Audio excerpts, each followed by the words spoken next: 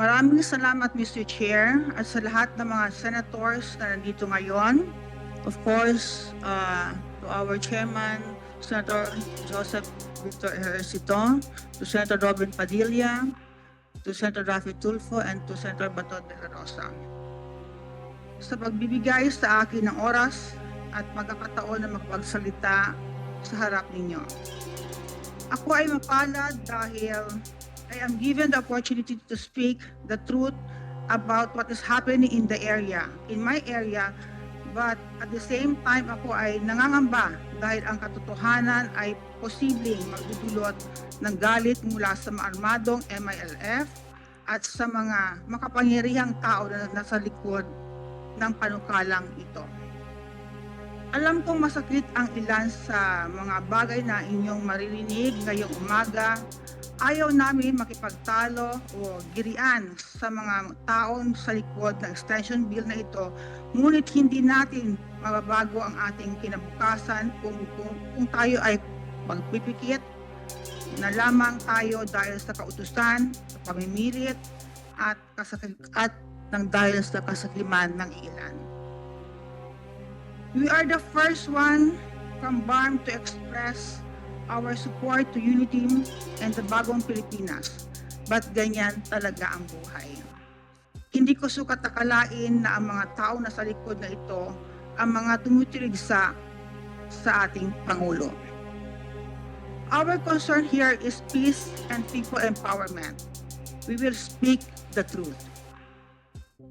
Mr. Chair, our position in the bill extending the Bangsamoro transition period remain the same. It seems that we are denying the Bangsamoro people their right to choose their own leaders.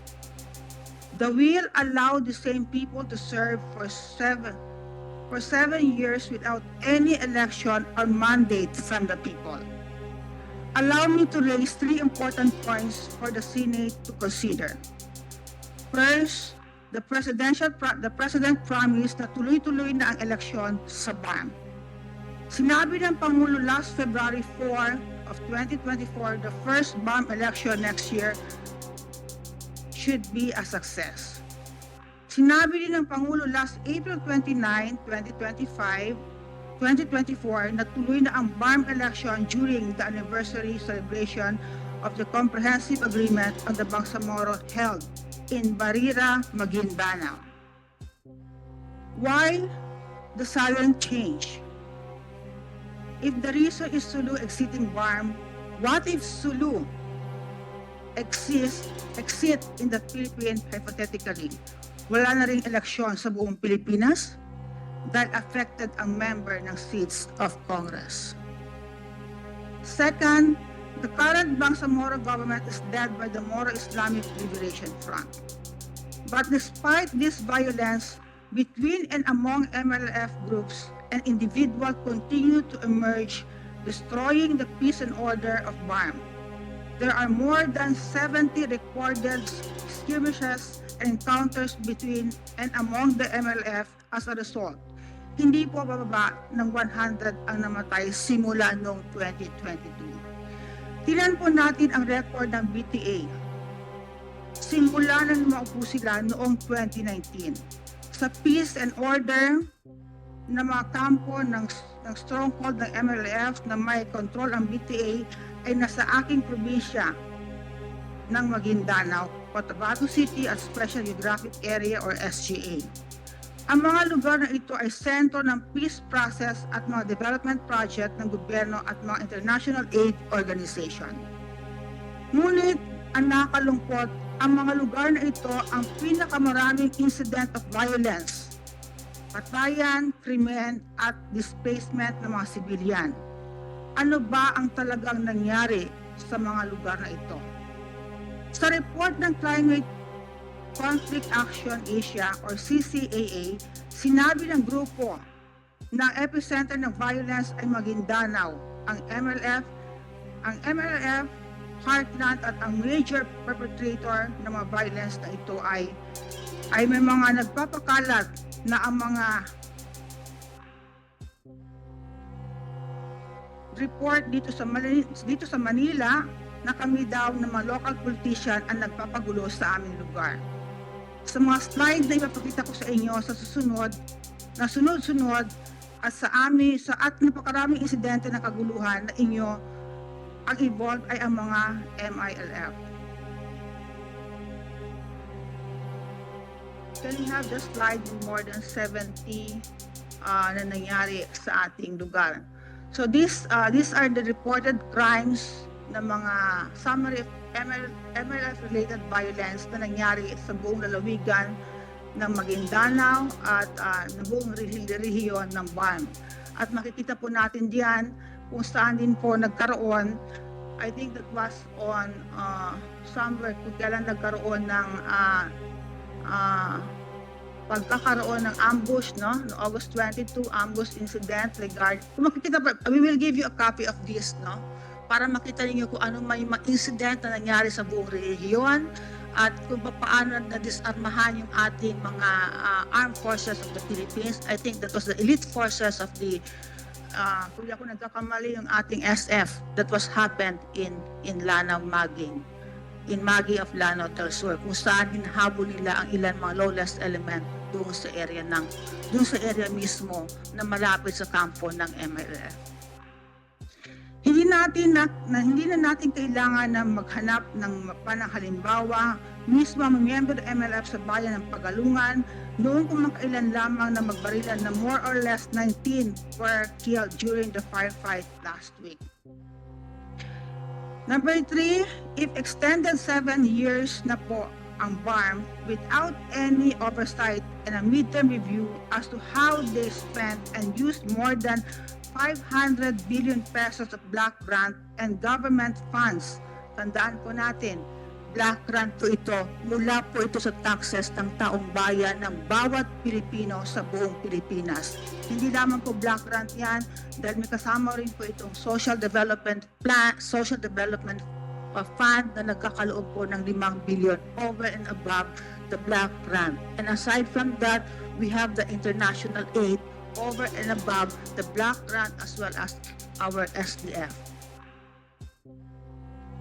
Congress should study whether or not the 500 billion peso funds given to BARM ineffective in addressing the peace and economic concern of the people.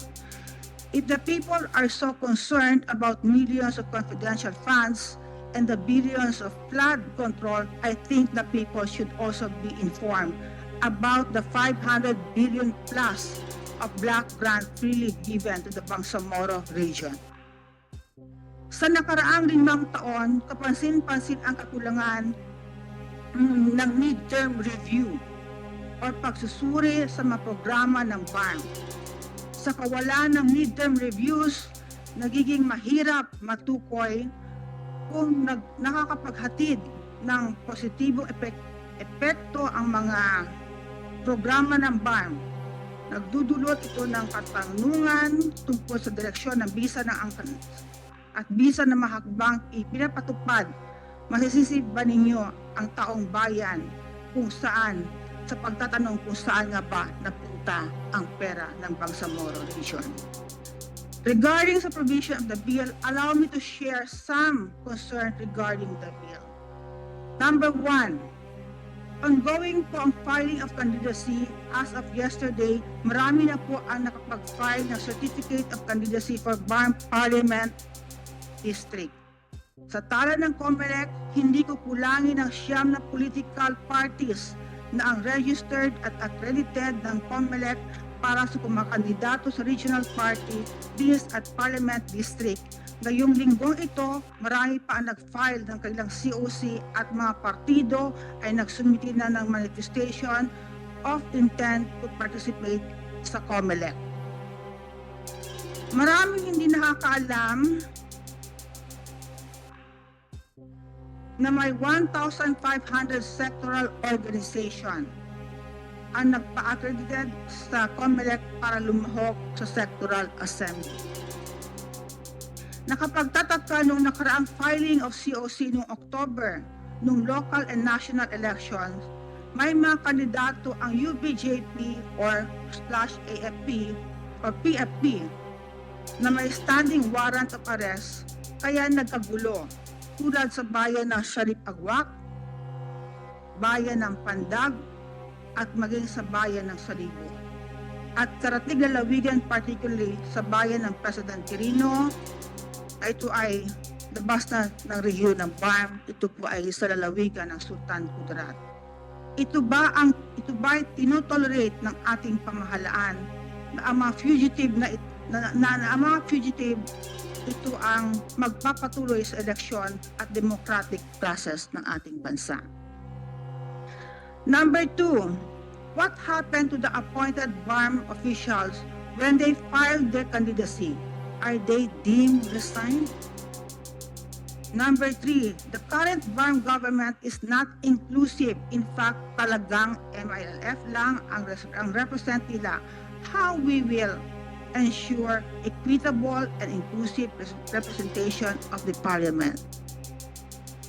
Number 4, it is possible that 1-year extension will serve as a 1 year of additional campaign period of the current MILF official. Number 5, there is no law prohibiting BARM appointed official from being political. In 2022, when the BTA was extended with a promise not to interfere with local election, they still fielded candidates and campaigned for their choices in municipal and provincial level. This seems to be so unfair. Wala silang eleksyon, pero makiki-eleksyon sila sa local. Plus meron silang armed groups na ginagamit sa eleksyon like JPST, which is under the supervision of APACRU at BF. Everyone is wondering why election in BARM is magulo. But everyone also knows that MLF still carry and possess armory enough to destabilize the government in addition to the funds that they hold. Number 6, paano rin kung may mag-file sa Supreme Court dahil dapat synchronize ang election sa BARM sa national and local election? Dahil may desisyon ng Supreme Court diyan, jurisprudence sa TIDA versus Senate case, baka ma-move na naman hanggang 2028 ang first regular election para maging synchronized. Tandaan po natin na ang Black Grant ay 10 taon lamang. Sayang naman ang pera ng taong bayan, more than 500 billion yan at di pa kasama ang SDF at foreign aids. It's probably safe to say that BARM leadership has been more focused in politics than governance or proper administration. At alam ko hindi ako nag-iisa sa pananaw na ito. Ang masakit lang, hindi namin nakakain ang ating mga kababayan na walang humpay sa pamumulitika sa parteng ito ng ating bansa. At ngayon, narito na naman tayo at nag-usap na para bang nagiging sirang plaka. Dagdag 1 taon na naman para sa walang katapusang transition period ng MLF-led Bangsamoro Transition Authority. I cannot help but to recall President Bongbong Marcos Jr.'s statement a few months ago. Let this also serve as a warning to those who may plan to threaten to derail the upcoming election. Huwag ninyong isipin yan dahil ang kakalabanin ninyo ay ang pamahalaan, the President said. Yet, here we are again, using all forces of government to extend what should have ended in 2022. It's ironic, autonomous nga daw pero walang eleksyon. Kung malala daw ang political dynasty, I think mas malala ito. No election at all. To end, in the recent case of Makalintal versus Comelec, the Supreme Court declared as unconstitutional the provision of the law postponing the December 2022 Barangay and Sangguniang Kabataang election.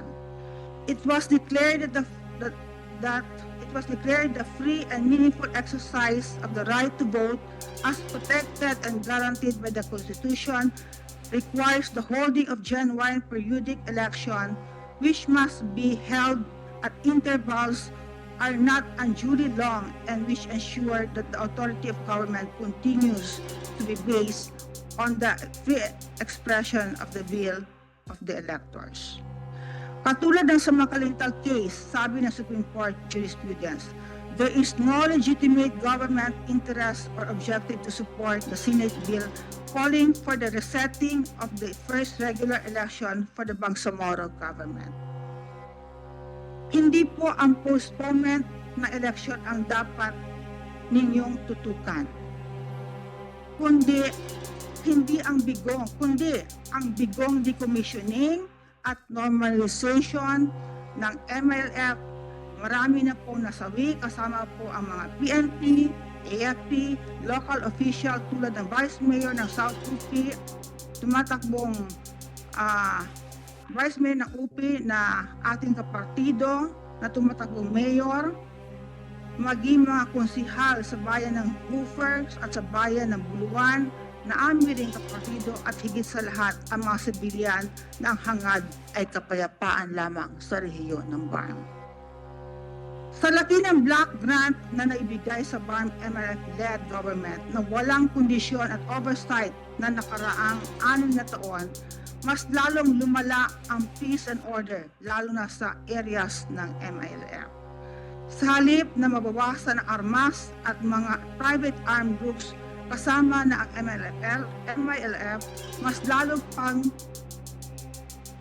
lumakas pa dahil sila ang may hawak ng poder ng gobyerno at ng malalaking pondo na parang walang accountability.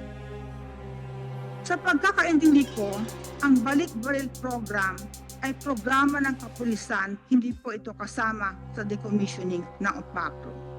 Ang Balik-Loob Program ay programa ng DND. Huwag ninyong isama sa achievement ninyo ang programang hindi inyo. Dapat na po ay ipagpatuloy ng Senate hearing ang decommissioning para malaman talaga bakit may baril pa rin ang MLF at saan napunta ang pondo ng bayan. Ang sagot sa lumalalang sitwasyon sa BARM ay hindi postponement, kundi eleksyon upang italaga na ang BARM regular government na nakaangkla sa rule of law, demokrasya at pagbuo ng isang matatag at inklusibong institusyon. Maraming salamat at magandang umaga sa lahat. Thank you very much, Governor Mariam. We hear you. That's the purpose of this hearing. Of course, we want to hear both sides, and as committee of the local government gives importance, of course, to our local government officials, and the chair would like to thank the presence of our governors this morning. Gov. Ismael Mangsali is here of Tawi-Tawi. Likewise, Governor Abdul Rauf Makakwa, Maguindanao del Norte. Probably before we continue with other resource persons, the chair would like to hear from the governors present the position on the current measure that is being tackled on the postponement of the BARM elections for next year. Sino po pwede mo na? Si Gov. Abdul Rauf Makakwa ng Maguindanao del Norte. Sir, you have the floor. Bismillahirrahmanirrahim. Assalamualaikum warahmatullahi wabarakatuh. Good morning to everyone, especially to the senators who are present, and most to the chairman of this committee who are doing the hearing on the proposed postponement of the election in BARM. To all the participants of this particular hearing. First, sir, just want to manifest that my personality is mixed on this issue because presently I am still the MILF officers. Number two is I am the Secretary General of UBGP party. And number three is I am also the Governor of Maguindanao del Norte presently. In this particular hearing, sir, I just want to manifest that if ever ma-postpone ang election na ito, I am not beneficiaries at all on the postponement. Because I am presently governor and waive my candidacy to Kaumastura, hindi na po ako tatakbo, sir. Kung ma-postpone man, hindi rin ako membro ng parliament ngayon na pwedeng ma-extend. So, I have no personal benefit on this particular situation, sir. So, first, sir, just want to thank the presentation of the Mayor of Maguindanao, Provincial Governor Provincial Maguindanao del Sur for their presentation. And mostly, nakita ko yung picture ko doon na nakabalandra doon sa sa presentation. And thank you, Madam Governor, for that presentation. So, my presentation has no PowerPoint presentation, but I have this hard copy which I will submit to the honorable committee, sir. So, if I may, I will read my presentation or my opinion or our position in Maguindanao del Norte to this. But, sir, before Your Honor, before I proceed, since I am also a member of MILF, before coming here, I have to seek the permission of the Chief Minister, who is our chairman in the Moro Islamic Liberation Front, before coming for his guidance to me, because I am here to not necessarily representing the MILF, but I am here as a MILF, so it's only appropriate for me to ask the guidance of the Chief Minister.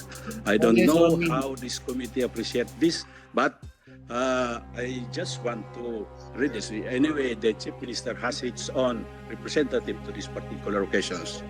So, I will read this text to the Chief Minister before I came here in this public hearing, but I'm sorry because it's a Maguindanon version. So I just I will only translate into Tagalog later. So this is my message to the Chief Minister. Sir, salam sir. Ini official position to napantag sa extension. Adin invitation sa Raki sa hearing sa Kamis sa Manila. Ang ibig sabihin nun ay consult the Chief Minister kung ano ang position natin regarding the postponement kasi meron akong invitation na galing na sa hearing sa Manila. So the Chief Minister also reply that sabi ni Chief Minister dan bun invitation aki okay patutuda ko rin kadi ako paka-attend. Si Attorney General ndo si Ubeda Pakasam ang mag-represent sa akin. Ang ibig sabihin nun, meron doon din siya natanggap na invitation, sir, but he apologized for not coming, but instead, he sent his representative, Attorney General, at saka si Ubeda Pakasam. And he adds that, according to him, yaran laki, ngayta no din sa wisdom and national government, minikere nila sa makagapya, special si PBBM. Sabi niya, additional sa doon, sabi niya, ang akin is ibigay na natin sa wisdom ng national government kung ano ang makakabuti sa atin, mas lalo na kay President PBBM. That's the position, that's the text messaging that we have exchanged with the Chief Minister. So, just the same, I don't know how to appreciate the committee on this particular readings, but what is important is nabasa ko po, sir, yung statement ni Chief Minister when we exchange our text.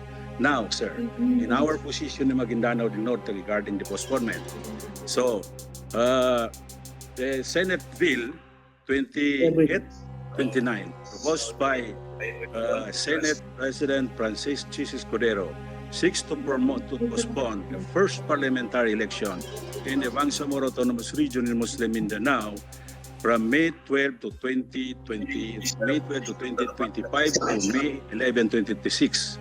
This proposed deferment address important logistical and legal consideration following the Supreme Court ruling excluding Sulu from bar.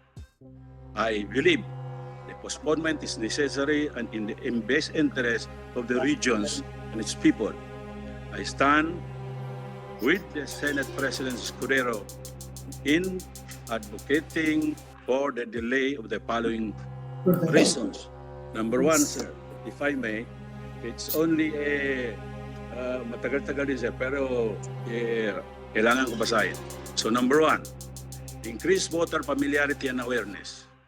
The first parliamentary election is unique and unfamiliar to many of our people, as BARM's transition represents to accept in governance. By delaying the election, we ensure our citizens fully understand their new rules as voters in parliamentary system, promoting informed decision-making. Such efforts will foster civic engagement and empower citizens to make choices that align with the aspirations of the Bangsa Moro Autonomous Region and Muslim Mindanao's future. Sa totoo lang, sir, ang nangyayari po, with all due respect to the efforts of the COMELEC na ginawa nilang lahat, ang tingin namin sa ground is hindi pa rin masyado familiar yung tao when it's come to a parliamentary election. In the reason that it is a first time na meron tayong parliamentary election. Even with all due respect sa national government, then even the national government is, when it's come to parliamentary, they are also strangers for this. So, kailangan ang gagawin natin na mapamiliarize yung mga tao when it's come to parliamentary elections. So, number two is ensuring a more credible election process. Moving the VARM parliamentary election to a later date will allow ample time to address critical issues, ensuring that the electoral process is transparent, fair, and credible. Given that this is the first parliamentary election in VARM, postponing it to 2026 will give these regions sufficient time for planning, coordination, thereby reducing the risk of hasty preparation that could undermine the integrity of the process. The additional time also enables election bodies, regional authorities, and stakeholders to work together on enhancing security, voter education, and administrative preparation essential to the credible and respected election. Number three, addressing the impact of Sulu decisions on exclusion of Sulu. The Supreme Court decision that excludes Sulu from the VARM has profound implications for our region's political landscape. Postponing the elections provides VARM with the necessary time to adjust to a new legal framework, including the relocation of parliamentary seats and the redefinition of jurisdiction within the region. This adjustment is critical to ensuring the parliamentary representation within VARM accurately reflects its revised boundaries and populations. Holding the elections as initially scheduled could help to representation that no longer correspond to the updated composition of VARM, potentially resulting in governance challenges that the proponent would allow us to avoid. Avoid conflict. Number four, avoiding conflict with the national and local elections. Under the current schedule, the VARM parliamentary election coincide with the 2025 national election and local election. This would overlap, divide voters' attention, detracting from the focus on the parliamentary election. By holding the VARM election separately in May 2026, we ensure that voters can concentrate fully on choosing their parliamentary representatives, free from the distraction of simultaneous national and local elections.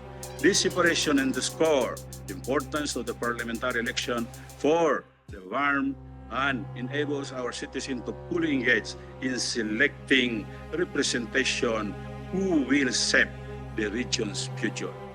Actually, sir, this avoiding conflict is not necessarily na yung national election makadistract doon, sir. But with all the karami-raming bubutuhan natin, what is important is the result of this parliamentary election will be a credible one. Why? Because this is part of the implementation din nakakonect ito sa peace process, which the international community is watching. So, if ever the result of this parliamentary election is doubtful o di kaya hindi katanggatanggan o di kaya hindi credible, so ma-involve din doon o di masisira din naman ang takbo ng mga pagtingin natin sa peace process na ngayon is yung peace process kalaki-laki nang naitulong sa life ng mga tao sa Bangsamoro, kalaki-laki nang naitulong sa peace process, kalaki-laki nang naitulong sa kung ano man ang programa ng gobyerno ngayon na i-implement sa Bangsamoro Autonomous Region in Muslim Mindanao. So, with the credible result of the parliamentary election, that will enforce and that will reinforce the credibility of the peace process in our area na ginagawa na natin ngayon. So ngayon, kung karami-raming butuan from senator, congressman, sa governor, karami-rami pa board member, mayor, konsyal, lahat nandun. So masali pa doon, isali pa natin yung sa parliamentary election, baka mapag-iwanan kung sino ang bubutuhan doon sa parliamentary kasi concentrate tayo sa mga governors, concentrate tayo sa mga board member, concentrate tayo doon sa mga congressman, pagkatapos concentrate tayo sa mga senators. On the other side naman, baka kung mapokus naman doon yung situation sa pagbuto lang as far as Bangsamoro BARM is concerned, mapokus tayo doon naman sa Bangsamoro, paano naman mga ibang opisyal na mapag-iwanan? Kasama na doon, posible, yung mga senator na bubutuan natin, baka masali lang doon, 2 na nga senador. Baka 3 na senador ang magbuto doon kasi nagka-conflict na ang sitwasyon. So, with the postponement, na-focus tayo lang sa election doon, sa BARM, lahat ng stakeholders, lahat ng agencies ng gobyerno, security sectors, lahat-lahat nakapokus sa BARM. That will reinforce the credibility of the result of the election kung talagang focus na lang tayo doon.